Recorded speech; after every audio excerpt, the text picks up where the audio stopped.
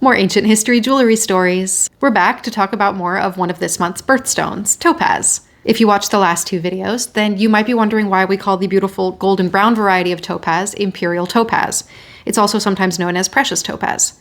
There are some stories that say that this dates back to the 19th century, when deposits of the stone were found in Russia in the Ural Mountains, and that it was subsequently only allowed to be used by Russian royalty. This is not actually true.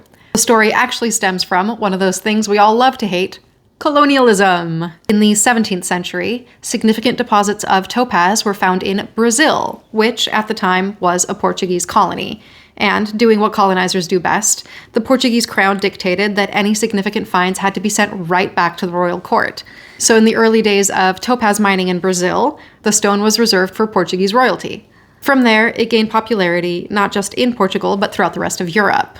This is actually some of the earliest topaz history that we can talk about definitively, because prior to the 18th century, the name topaz, which comes from Topazios, was actually the name given to peridot. Sources on why the name was changed are a little unclear. Some claim that peridot was mistaken for topaz, although it looks distinctly different, and others say that topaz was simply given this new name in the 18th century when it was discovered.